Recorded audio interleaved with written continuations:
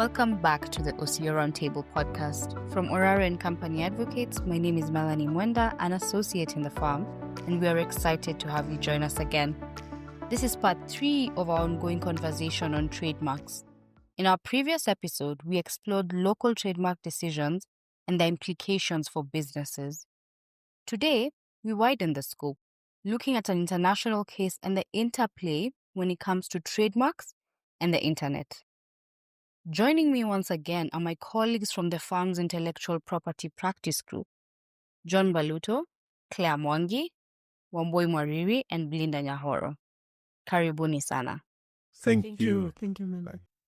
John, this concept of the ordinary neutral man, tell us more about that. So there's a very interesting case from the UK, which I hope then drives home this concept a bit better. And it's a case of the Morning Star. And in that case, it concerned newspapers.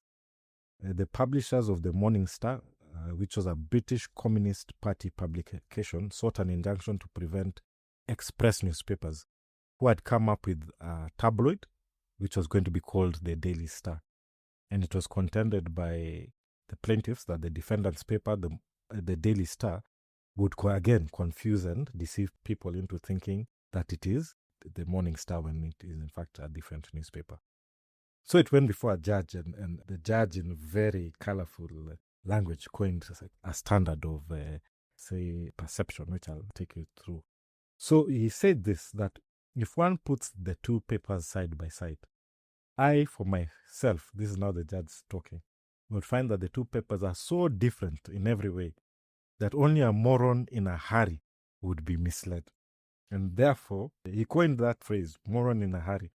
And it is used now to describe a standard of a confusion that is so low that it is really unlikely ever to happen. That only a moron, and we all know a moron is really somebody of low intelligence, if I can call it that. And not only that, but that guy has to be in a real hurry to be confused. So the reasoning of the judge was, he just didn't come up with this phrase, but he actually put these two papers side by side, and they, in very clear analysis, said, first of all, the names are different. One is called the Daily Star, the other one is called the Morning Star. So start from there. Then he said the appearance is also different. One, the Morning Star, is significantly smaller than the Daily Star. So one is a tabloid, what in England is called a tabloid, what's a smaller size, and the other one was broadsheet, much larger. He then found the actual number of pages is also different. The Morning Star is typically 6 to 8 pages, whereas the Daily Star was going to have around 32 pages. So one was bulky, the other one thin. Circulation was also completely different.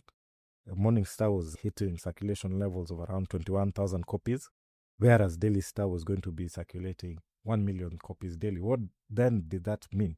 It meant that in terms of obtaining a copy of the Morning Star, it was much harder, that you'd actually have to contact your newspaper vendor in advance and make an order. You can't just go to a normal newspaper vendor on the street and expect to find the Morning Star, whereas the Daily Star could be found in every other outlet. Also found that the price was different. The Morning Star was retailing for 12 pence, whereas the Daily Star was retailing for 6 pence. So that if you give the same amount of money, one would yield a different amount of change. Again, you wouldn't be easily confused if you're getting different levels of change for the same newspaper. Also found that the readership was completely different, the target audience. One was targeted to the communist-leaning people, the leftists, and the other one was much more broader appeal. So for all these reasons, they then say that they are as different as night and day, hence why only a moron in a hurry would confuse one for the other. Very interesting use of language there, John. Thank you for sharing those cases with us. So over to you, Nyahoro. We are in 2025 and we live in a global digital village. So walk us through the interplay when it comes to trademarks and the internet. Thank you, Melanie. But before even talking about trademarks and the internet, I think I would like to jog our minds a little bit on the whole issue of trademarks.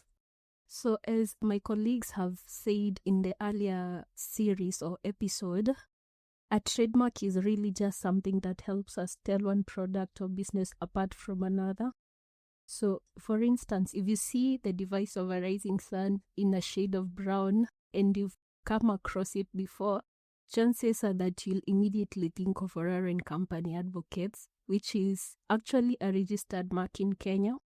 And so this is the power of a trademark. It creates instant recognition. And with that instant recognition often comes brand loyalty and trust. So people start to associate the trademark with a certain level of quality.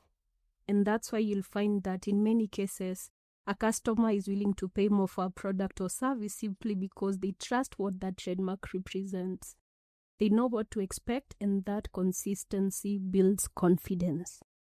So, additionally, as it was mentioned, there are 45 classes under which you can register a mark, and the specific class is dependent on the services that you offer or the goods that you sell in your business.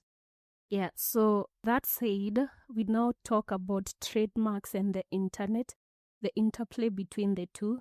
So we probably know that the internet is borderless, meaning that you can access a website or buy a product from almost anywhere in the world. But here's the thing. While the internet is global, trademarks are territorial in nature. For instance, like John mentioned before, in the case of Sony, although it might have been registered in other jurisdictions, they had to prove to the judge that they are actually recognized in Kenya. And by that, they had to bring actual proof that consumers know the mark. So, for instance, another example is that if you register a mark only in Kenya, it is only legally protected here, and unless you designate it using the Madrid system of protection in another country, for instance, say Uganda, you cannot now go to Uganda and assume that your mark is protected there. So, similar to the Sony case, even if your brand is visible anywhere in the world, your rights do not automatically travel with it. If you haven't registered in a particular country or region, enforcing your rights can be difficult, if not impossible. This is why it's so important to think about where your business is operating or expanding and ensuring that your trademark is protected in those areas through either actual registration or through designation in the Madrid system.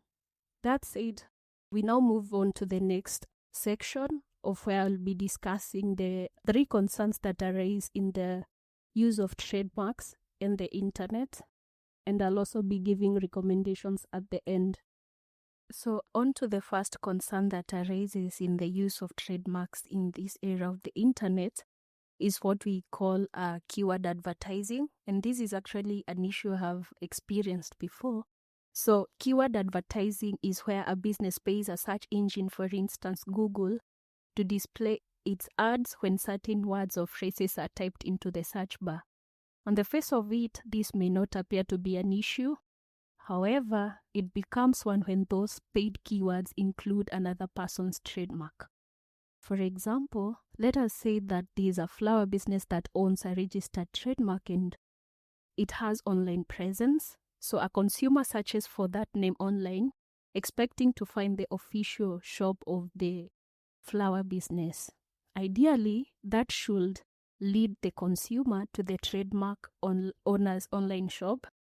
But in many cases, another seller, perhaps a competitor, may have paid the search engine to show their ad whenever that trademark is searched. So you find that the consumer clicks on the first result they see, thinking it's trustworthy or it's what they are looking for, and ends up on the competitor's website. Honestly, this is not just a theoretical example because I do it too. There's this perception that whenever, like when you search for something, whatever comes up first, you presume that it's trustworthy, so you end up clicking on it. So that is what we call keyword advertising. It's a major issue. Moving on to the second concern is what we call cybersquatting.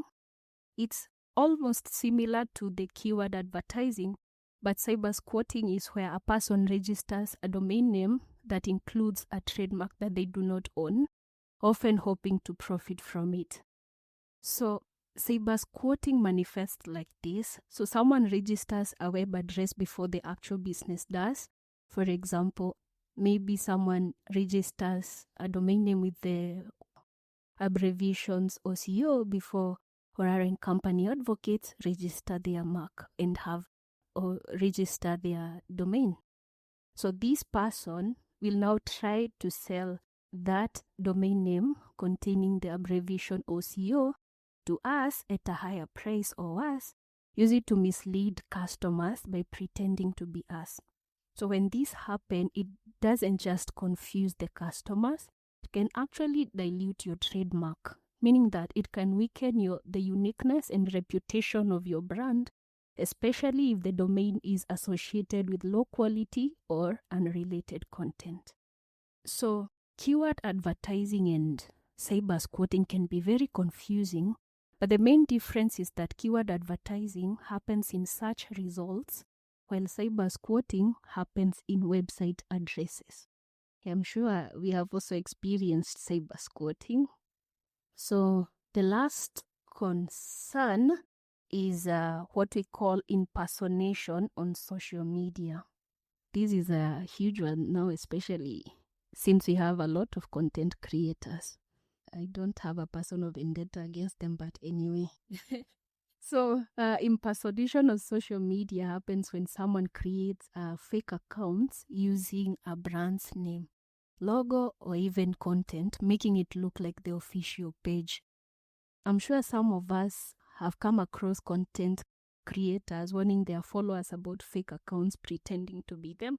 And you hear someone saying that if you go on YouTube, you see Blenda Nyahoro. So my official page will be Blenda Nyahoro main, or it will have a tick at the end of my name. So they tend to warn their customers so that once you click on a YouTube link, you'll know whether you're on the official website of the person you want to watch their content or in the account of an impersonator.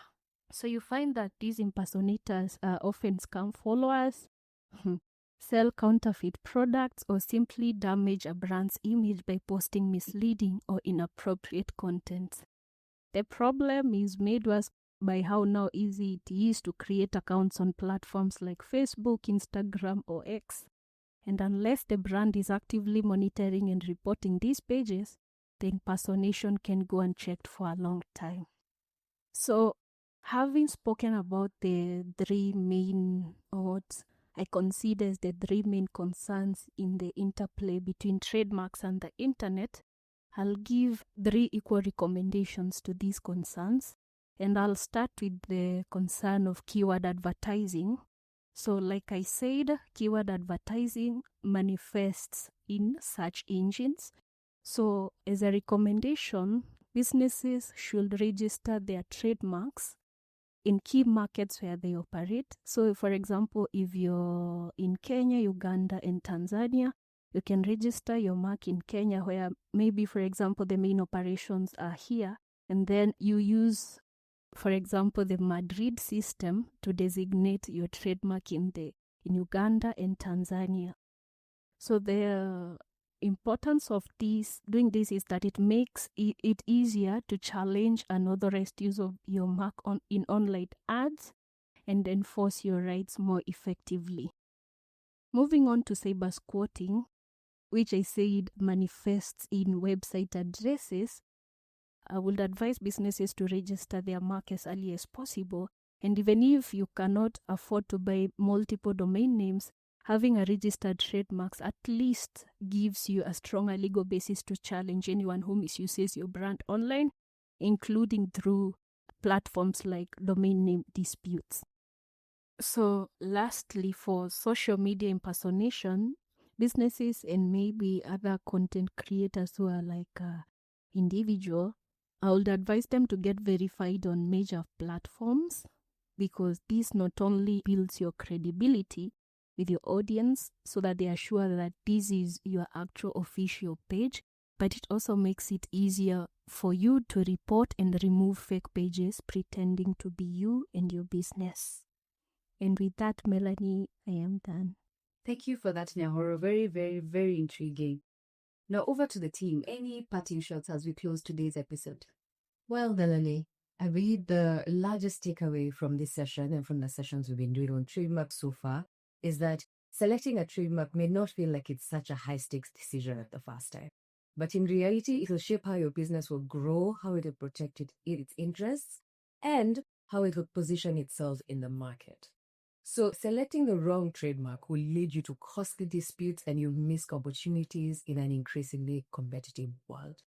So take the time to learn what works, choose marks that offer both creative appeal and legal strength, and think long-term whenever possible. And also, whenever you're in doubt, please seek legal guidance. What we realize that most businesses, when they start up, they think of registering the business name, but hardly do they ever think of registering that name as a trademark. That is why you will find over and over businesses trying to protect their name through use. After they realize, oh, we did not register this, and then someone trying to register their trademark that is similar. So now the argument that I have, because I didn't register this trademark legally, is to argue for trademark through use, using the TM. Our advice is you need to have the R. The R, not the TM. Remember, TM means protection through use, whereas R means you registered. So our appeal is for every business out there to not only have a registered name at the BRS, but to have a registered trademark.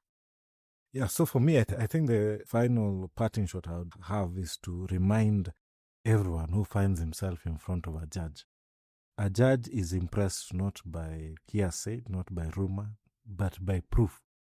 So you need to be able to convince the judge to the applicable standard of proof. And in cases such as trademark, it is a balance of probabilities. So always remember that you, as the person complaining, have that responsibility. And it applies to all cases.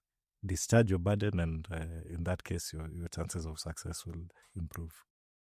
For me, I would say that you don't have to be a big company to protect your brand. Start with the basics. Register your trademark, which is not so costly. It will depend on the number of classes which you choose to protect your mark. Then keep an eye out on how your name is being used online, and don't be afraid to take action when something doesn't feel right, because small steps can make a big difference. We hope today's discussion has shed light on the real-world impact of trademarks and why they remain a critical asset for any brand navigating both traditional and online spaces.